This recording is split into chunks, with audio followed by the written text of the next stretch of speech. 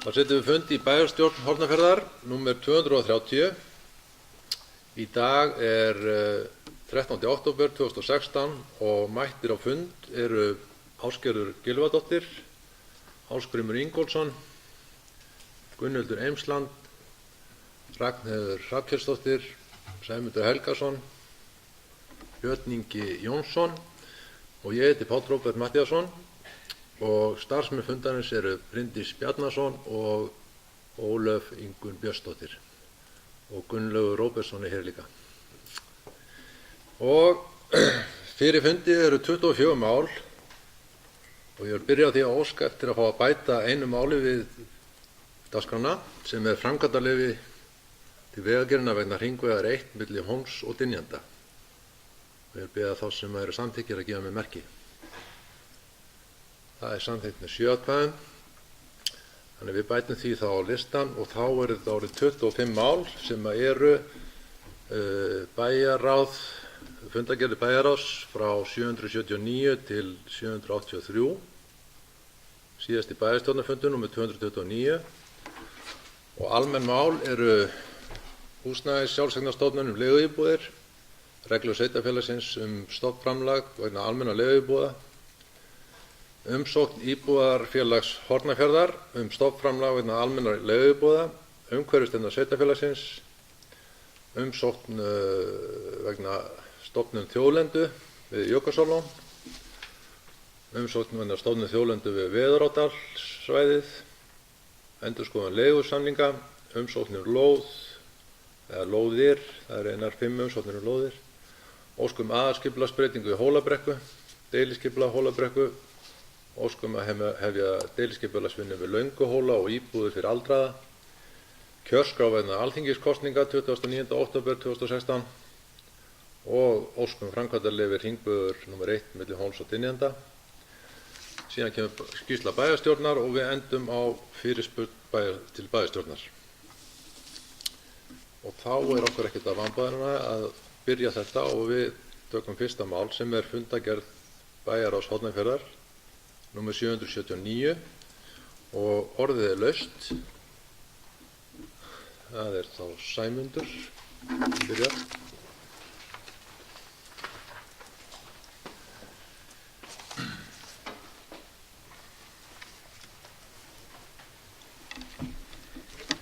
Forseti og góðir fundamenn, mér langar fyrst að nefna að þessi fundur 779 hófst á kynningu varðandi uppbyggingu innviða vegna rafbílavæðingar og það er verkefni sem er afar áhugavert og ein forsenda þess að hér geti fjölgað rafbílum bæði hjá okkur heimafólki og ferðamönnum á leið hér sveitarfélagið og sveitarfélagið hefur fullan hug á því að þessi uppbygging megi verða farsæl og hröð. En varðandi fundargerðina þá er það annar liður, það sem er 19. fundur umhverfisnefndar. Þar var rætt stöðu mála varðandi rusl og ruslaflokkun. Og eins og kom fram í skýrslu bæjarstjóra á síðasta bæjarstjórnarfundi að þá er flokkun samfélagsins okkar í grænu endurvinnslutunnar ekki góð. Þannig hefur það ítrekað gerst að alltaf helmingur þess efni sem er í grænutunni er ekkert annað en óhreint og illa lyktandi sorp sem þarf að fara beint til urðunar og hefði átt heima í svörtutunni. Starfsmenn áhaldahúss hafa núna í 2 skipti brugðið á það ráð að labba á undan sorpbílnum og kíka í tunnurnar til að meta ástandið. Þannig hafa einhverjir fengið gulan miða inn bréfalúguna og þurft að gera ráðstafanir þar sem grænatunnan þeirra hefur ekki verið dæmd. Kannski er þetta liður í að samfélagið læri betur að flokka. En það er nú þannig hugsað að efnið sem fer í endurvinnslutunnuna er í raun verðmæti og er jafnvel söluvarningur í endurvinnslu. En þrátt fyrir alla þá vinnu og stöðugan áróður hvernig á að bera sig af við flokkun, þá dugar það skammt eins og dæmin sanna. Að grænatunnan sé misnotuð á þennan hátt er auðvitað ekki eins og við viljum hafa hlutina og umhverfisnefnd er sammála að taka á þessu vanda. Og mér langar að nefna í þessu samhengi ferð sem að 5 manna sendinefnd fór og heimsótti 3 sveitarfélög í síðustu viku. Heimsótti Fljótsdal, Sérðahús og Norðurþing og Akureyri. Þessi sveitarfélög virðast eiga það sameiginlegt að hafa náð ágætis árangri í sorpmálum og það var virkilega fróðlegt að kynnast því hvernig vel er gert á þessu sviði hjá félögum okkar í austri og fyrir norðan. Öll þessi sveitarfélög eiga það sameiginlegt að þar er lífrænn úrgangur flokkaður sérstaklega og sendur í moltugerð. Sömuleiðis var það mjög athyglisvert að heyra að öllum bar saman að það gengi bara vel að aðskilja endurvinnsluefni frá, og það virðist sem stóra vandamáli sem blasir við okkur, sem sagt að græna tunnan fyllist af ógeðslegu rusli. Það er bara nánast óþekkt.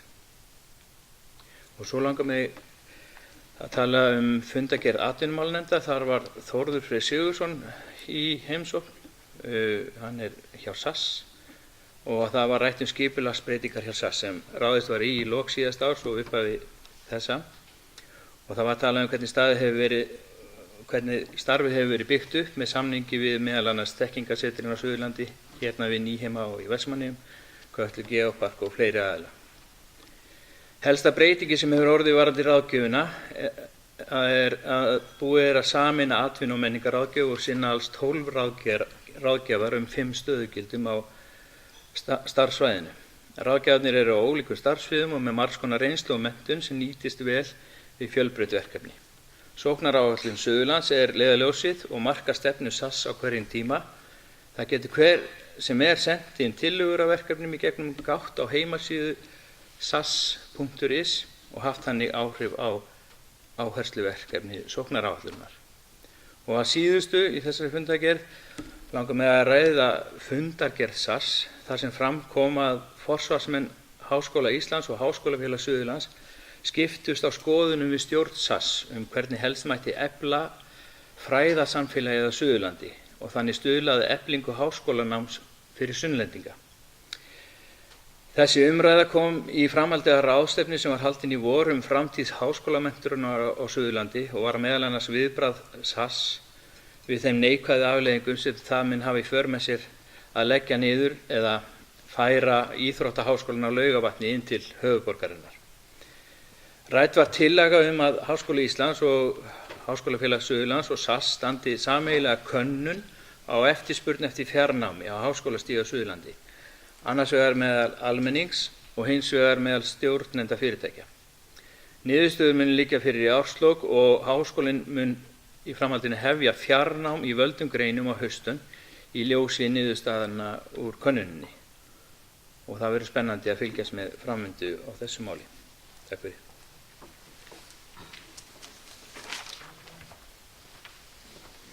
Takk fyrir þessa myndur og þá held ég að Ragnheiður hafi verið búin að biðja orðið.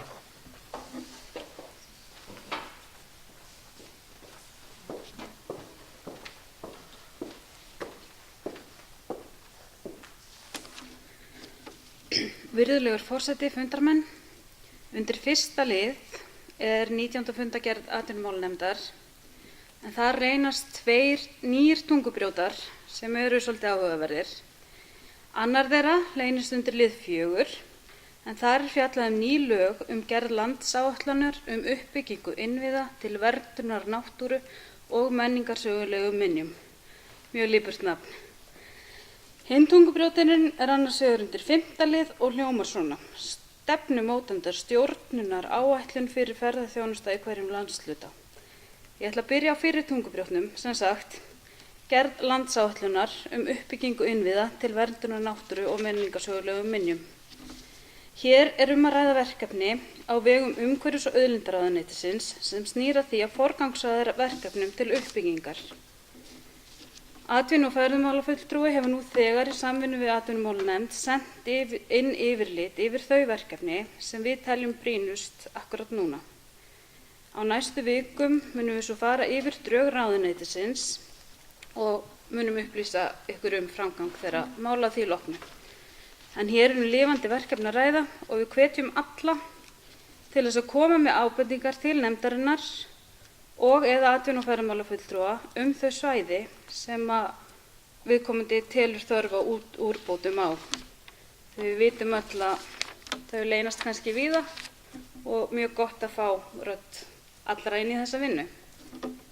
En ég ætla að láta þetta liggja milli hluta núna og koma að hinum tungubrjótnum sem undir lið 5 sem sem sagt stefnumótandi stjórnunaráætlun fyrir ferðaþjónustu í hverjum landshluta.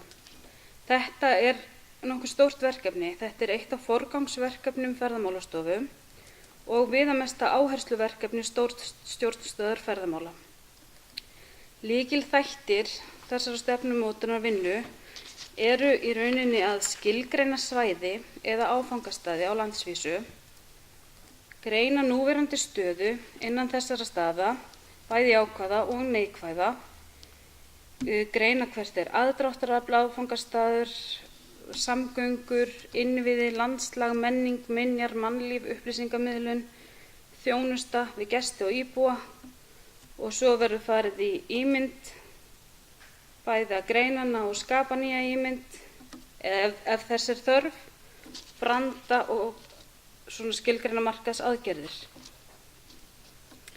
Einnig verður farið yfir vöruframboð, bæði gistingu, afþreyingu og öðrum hlutum og stjórn, skipulag og samskipti ríkis og sveitarfélaga sem og framtíðarsýn. Þannig að þið sjáu að þetta er frekar viðamikið verkefni.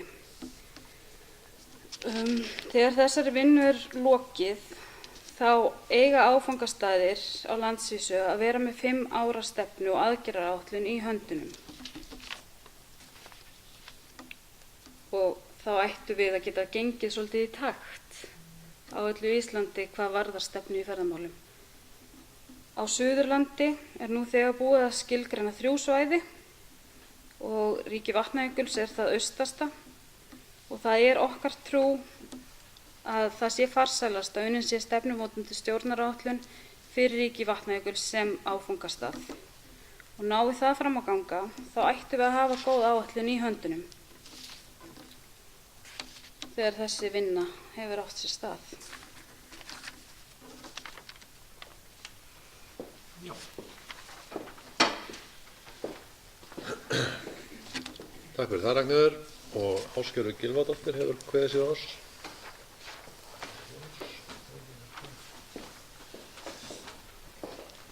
Forseti, ágætu bæjarfulltrúar.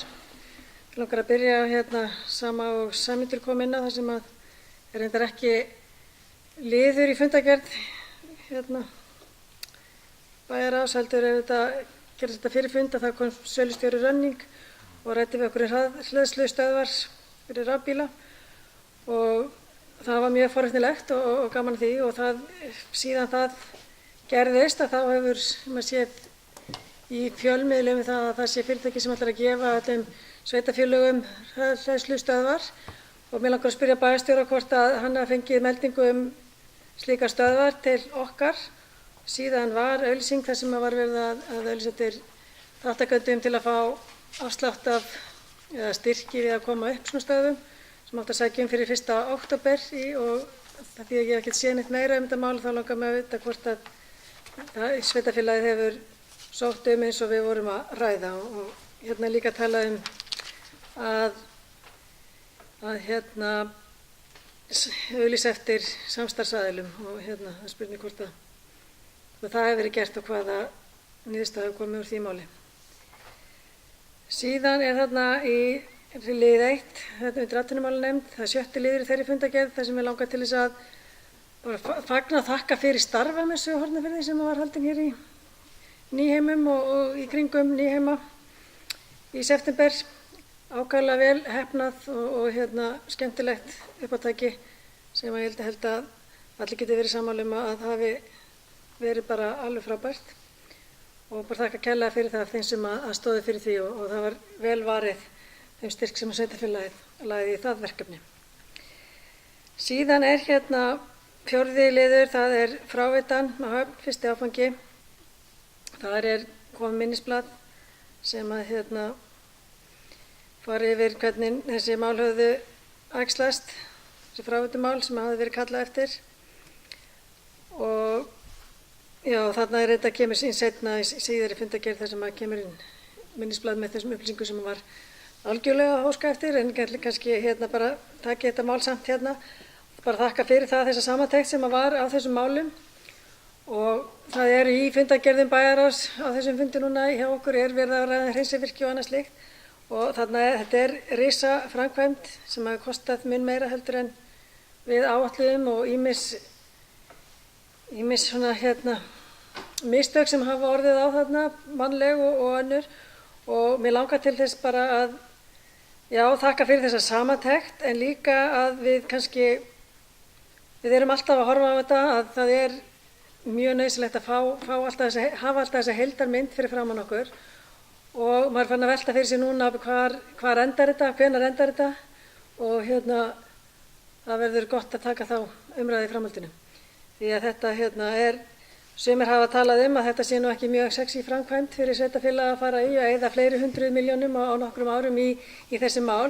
En ég ætla bara að lýsa yfir að ég er mjög ósammála því ég held að það verði bara frábært þegar að þessi mál verða komin í lag og þegar að höfnin okkar verður orðin laus við að frávita renni í hana.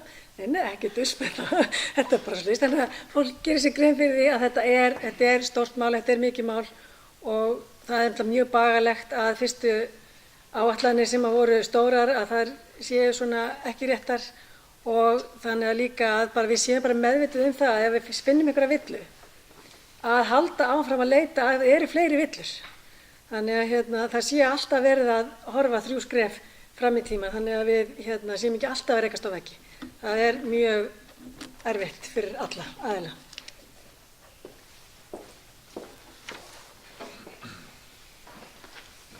Takk fyrir það, Ásgerður, og orðið laust.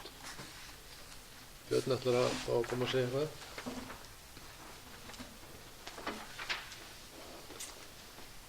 Forseti, góðir bæjarfulltrúar, fyrst varðandi rafbílana. Ég hef ekki fengið erindi eða gjafabréf varðandi þessa stöð en ég náttúrulega samkvæmt fréttaflutningi verið að gefa öllum sveitarfélögum í landinu 1 stykki þannig að ég vænti þess að hún sé á leiðinni en ég hef ekki fengið neitt formlegt erindi eða bréf það ennþá. Það var sótt eins og var talað fyrir tilskildinn tímafrest 2 rafhleðslustöðvar inn í þennan styrktarramma sem var gefinn upp. Það var auglýst eftir áhugasömum samstarfsaðilum og einn aðili gaf sig fram til þess að reyna að ræða málin og við nánari skoðun þá við í raun og veru úthlutunar eða þá sem stýra þessari styrkúthlutunar þá var ekki nauðsynlegt að væri komin endanlegur samningur í raun og veru samstarfsaðila heldur í raun og veru að það þá myndi gerast í samfara því þeim kæmi hvað við myndum fara í stóra framkvæmdir. Og var í raun og nóg að það væri þessi yfirlýsing af hálfu sveitarfélagsins það að menn vildu stuðla að þessari uppbyggingu og myndu koma að og styðja við það að þessi rekstur myndi geta gengið upp til 3 ára í mannrétt sem var grunnurinn að því að geta fengið þennan styrk. Ég tek undir með fráveitumálin, þetta er afskaplega stórt og mikið mál en ég er alveg sammála Ásgeiri í því að þetta er gríðarlega mikilvægt fyrir þetta samfélag okkar að við reynum að koma þessum málum í eitthvað horf sem verður okkur til sóma og ég er sannfærður að þær framkvæmdir sem við fórum á stað í þær koma til með að verða það. Það er alveg rétt líka að svo áætlanagerð sem var lagð fyrir framan bæjarstjórn á sínu tíma, hún hefur ekki alveg farið eftir þeim boðum sem við ætluðum okkur og eru náttúrulega ýmsir þættir í því sem held ég að sé kannski ekki ástæða til að fara mjög djúpt í hér því það tengist náttúrulega persónum og leikendum í þessu máli líka sem erfitt að ræða hér á bæjarstjórnarfundi en það eru skekkjur og það er ekkert að neita því. Það eru skekkjur í grunnhönnunarvinnunni sem átti sér stað og við erum sannarlega að vinna í því að reyna að vinna allt sem eftir inn í einhvern ramma sem við getum treyst og trúað að sé í samræmi við réttar hugmyndafræði. En að þessu sögðu líka ljóst að það er mikilvægt að benda á það að þeir áfangar sem við erum að klára, erum komin á staði eða erum að klára, eru stærstu einstöku áfangarnir í fráveitumálum í sveitarfélaginu.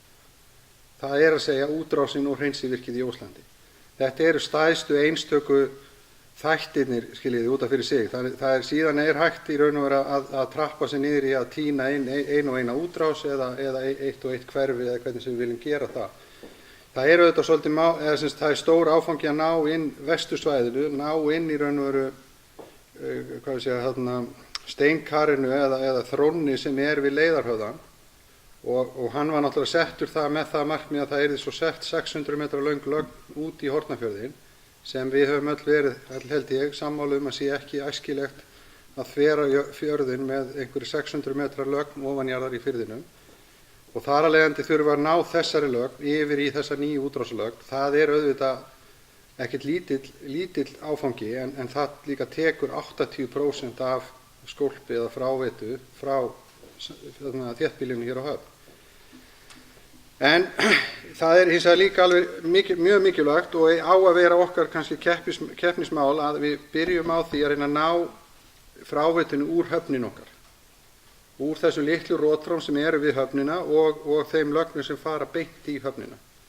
Og núna verið í tengslum við okkar vinnu að undirbúningu fjárhagsáætlanagerð erum við, eða tæknisvið okkar ásamt verkfræðistofunni Eflu, að vinna í því að meta með hvaða hætti við getum komið lögnunum úr höfninni inn í gegnum útrásarlögn annaðhvort einhvers staðar annars staðar eða út í gegnum hreinsivirki þegar það er tilbúið. Og ég á von að við fáum einhverjar tölur þetta á allra næstu dögum, þannig að við getum farið að setja það inn í bæjarráð og kynna það þar, en síðan í framhaldinu förum við það að skoða alla hina verkþættina og reyna að meta það út frá staðreyndu dagsins í dag. En að sjálfsögðu ef við kemur að því að við förum ekki ákveðna verkþætti eftir 2, 3, 4 ár, þá vitum við að það breytist í takt við verðlag og þróun á vinnumarkaði.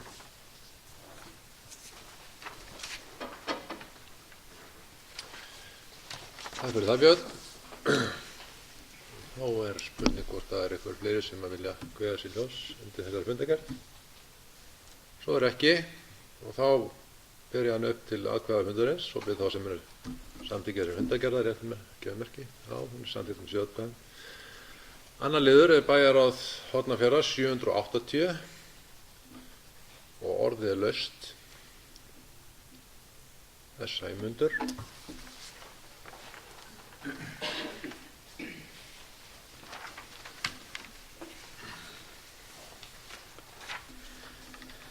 Forseti og góðir fundarmenn, undir þessari fundargerð langar mig að ræða námsferð til Svíþjóðar. Þann 29. ágúst fórum við Björn Ingi Jónsson, Kristján Guðnason, Jón Kristján Rökkvaldsson og sá sem hér stendur í hópi 35 sveitarstjórnarmanna í 4 daga námsferð til Svíþjóðar og kynntum okkur hvernig Svíar vinna með íbúalýðræði. Upphaflega stóð til að jafnari kynjaskipting myndi skipa hornfisku sendinefndina, en svo breyttust aðstæður. Ásgerður og Þórhildur Ásta komust ekki og við Stjáni neyddumst til að hlaupa í skarðið fyrir þær. Ferðin var mjög vel skipulögð af Sambandi íslenskra sveitarfélaga og átti Anna G. Björnsdóttir mestan heiður af því. Við heimsóttum 3 sveitarfélög sem voru ólík af stærð en öll mjög áhugaverð. Einnig vorum við heilan dag hjá Sambandi sænskra sveitarfélaga þar sem við fengum innihaldsríkar kynningar á fjölbreyttum verkefnum sem snúa að íbúalýðræði. Og nú það verkefni okkar félagana að lærdómur ferðarinnar finni sér farveg og nýtist sveitarfélaginu til hagsbóta. Við birtum grein í Eystrahorni á dögunum og meðal annars má nefna að núna hefur verið opnað á þann möguleika með nýju heimasíðu sveitarfélagsins að kanna hug bæjarbúa til ýmissa verkefna. Núna gefst til dæmis færi á að koma inn athugasemdum og hugmyndum stór og smá verkefni sem bæjarbúar sjá fyrir sér í fjárhagsáætlanagerð fyrir 2017. Takk.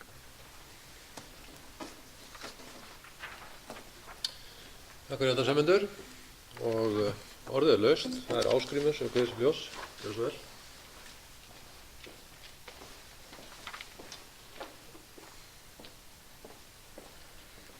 Forseti, ágætu bæjarfulltrúar, það skal ég segja ykkur 5. mál ekki 5. mál dagskrá. Hvar var ég nú? Þetta var 7. mál dagskrá, ferðamannastaðurinn Jökulsárlón.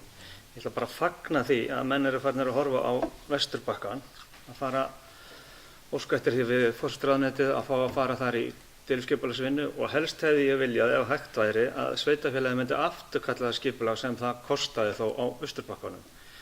Menn hafa ekki tekið allt og vel í þessa hugmynd mín á lögfræðingar, en hvað það? Mér finnst þetta orðið alveg hræðilega leiðilegt og ljótt mál og bara fagna því innilega að menn ætla að fara að ráðast á Vesturbakkanum.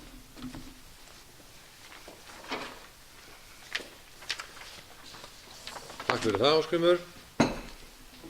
Björn Ingi.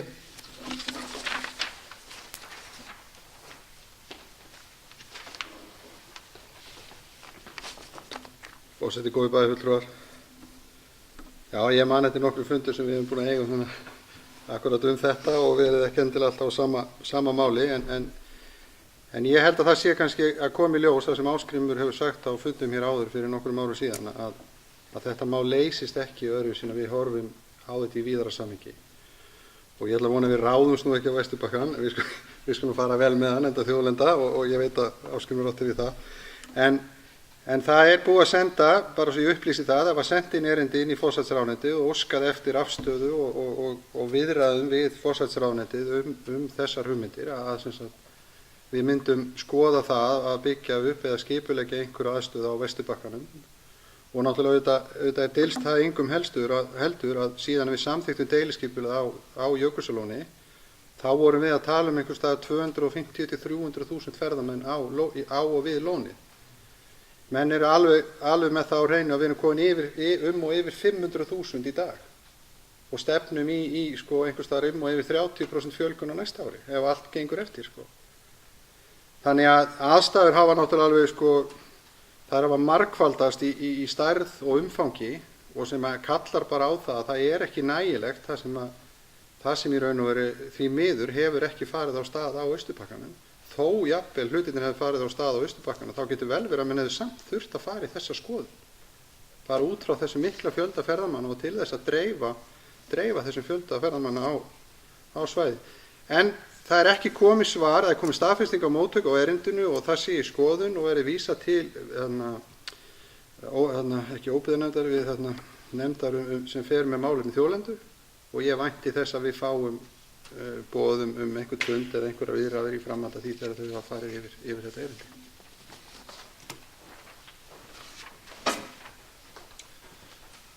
Takk fyrir þetta, Björn.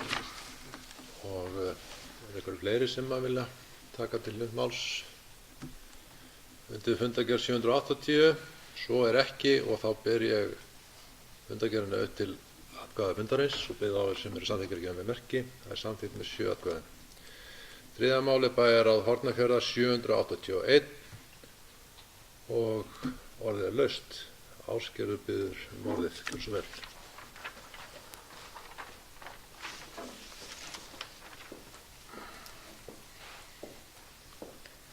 Forseti, ágætu bæjarfulltrúar. Það er fyrst liður 1 menningarmálanefnd og það er 4. liður í þeirri fundargerð sem ég ætla að gera hér umtalsefni. Það er jökulheimar, staða jökulheima og ég reyndar náttúrulega þetta málefni sérliður undir fundargerðinni því að formaður nefndarinnar, Kristín Gestsdóttir, kom á fund bæjarráðs og fræddi okkur það hvað þau voru að hugsa varðandi ráðstefnu eða fund jökulheima þar sem að bæjarráð og í rauninni búið að vera ósk eftir í bæjarstjórn frá því hér í fyrra vetur að það verði fundur með aðilum hér í sveitarfélaginu til þess að reyna að fá að fjárfesta að þessu verkefni og eftir því sem við lásum út úr fundargerðum að þá var óskiljanlegt hvað nefndin var að fara. Þegar Kristín kom á fundinn þá var mikil ljós sem kom fram því að þau eru algjörlega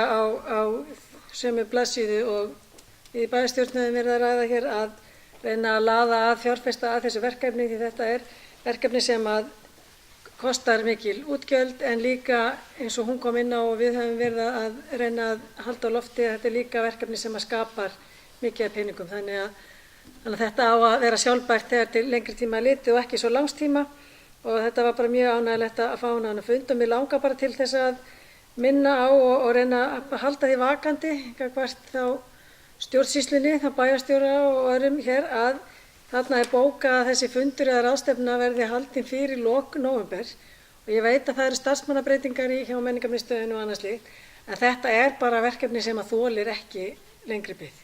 Þannig að ég ætla bara rétt að biðja fólk að þegar tíminn líður hratt, sérstaklega þegar það er nóg að gera og nóg að gera hjá öllum og allt í einu verður nóvember búinn að bara að halda vel á spöðunum þannig að við getum komið þessum fund á koppinn. Annað atriði sem ég langa að tala hér, það er fundargerð númer 2 þarna, það er félagsmálanefnd og það er 3. liður í félagsmálanefndinni Það var undir launakönnun. Jafnréttisáætlun sveitarfélagsins sem var samþykkt hérna 2015, í henni er talað að það verði gerð launakönnun árlega hjá starfsmönnum sveitarfélagsins með tilliti til kynbundins launamuns og það gafst ekki tími til þess að gera þetta í fyrra og nú er komið 2016 og það líður hratt. Þannig að nú er verið að taka þetta upp að gera þessu launakönnun og ég ásamt bæjarstjóra og Kristjáni Guðnasyni við sátum jafnréttisfund á Akureyri núna í september þar sem að ég var í hóp þar sem var verið að ræða þessar launakannanir og launagreiningar líka. Þetta er launakönnun í rauninni þegar það er sent út og fólk er spurt launin sín, en launagreiningar þegar það teknir launaliðir og bornir saman og þannig að það sé að vera að greina hvernig laun eru greidd. Þar kom fram í máli fjármálastjóra, mannauðsstjóra og annarra sem að er að höndla með þessi mál víða landið að þetta sé ekki bara eitt Excel-skjal sem hægt er að skella inn í og prenta út og þá sé komin launagreining eða könnun eins og allar ykkur okkar hefðu heyrt lagt fram. Þannig að ég ætla bara að beina því líka til starfsmanna að þegar það er verið að kanna þetta mál eins og kemur hérna fram að niðurstaða fundarins að starfsmanni fali að koma með tillögu og útfærslu í jafnlaunakönnunina fyrir sveitarfélagið að það sé vandað til verka. Við erum að gera þetta í fyrsta skipti og við bara vöndum okkur. Það getur vel verið að það kosti eitthvað pening, við fáum eitthvað fyrirtæki til þess að taka þetta út en gerum þetta almennilega. Því að það er ömurlegt að fá kannski einhverja könnun sem sýnir einhverja niðurstöðu og svo komist við að því að það hefði verið hægt að gera þetta betur og þá er þetta ekki eitthvað sem hægt er að nota áreiðanleika í samanburði þegar lengra líður frá. Og náttúrulega bara sveitarfélög eru að sækja og gera staðlar að jafnlaunavottun og það er líka kannski eitthvað sem við ættum að hafa á bakverð og hugsun. Þriðji liður í fundargerð bæjarráðs er fræðslu- og tómstundanefnd og þar eru nokkrir liðir sem að lúta að íþróttamannvirkjum.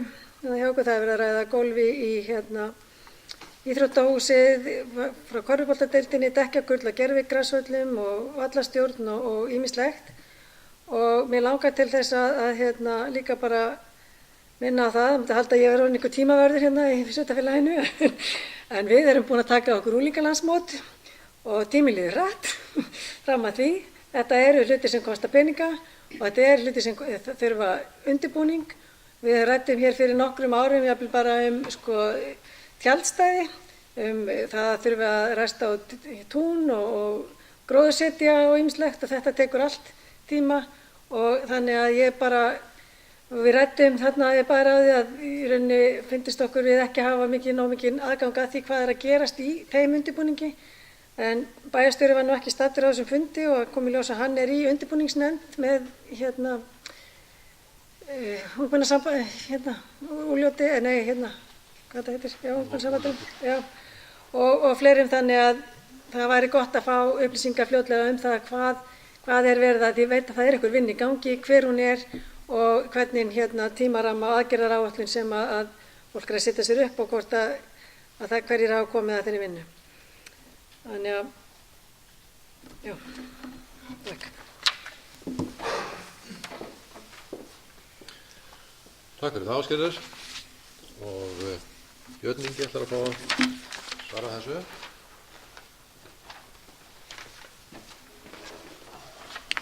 Forseti, góðir bæjarfulltrúar, tímavörður eða verkstjóri, þetta er svona spurning hvaða nafn við setjum á því.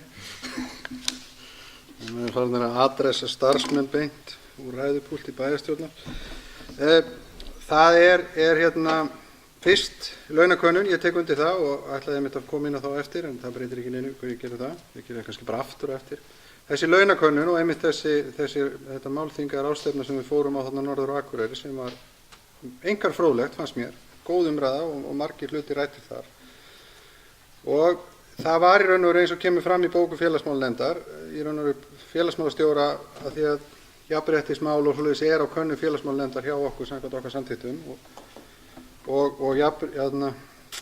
starfsmanna jafnréttisáætlun og allt það er fóðrað þar, þannig að þess vegna fór þetta fyrst þangað inn og við tókum síðan, ég og félagsmálastjóri samtali það og þau eru farin á stað í það, semst félagsmálastjóri, fjármálastjóri og launafulltrúi, að undirbúa og undirbyggja vinnu að þessari launakönnun eða jafnréttiskönnun, og í því kemur PrivateHouse til með að koma inn líka, því að þetta eins og Ásgerður nefndi, þetta miklu meira heldur en Excel-skjal, þetta miklu meira heldur en menn heldur þegar menn settu þetta inn í áætlun að gera þetta einu svona ári. Því það hefur líka komið í ljós þegar við ræðum við önnur sveitarfélög að það á 2 ára fresti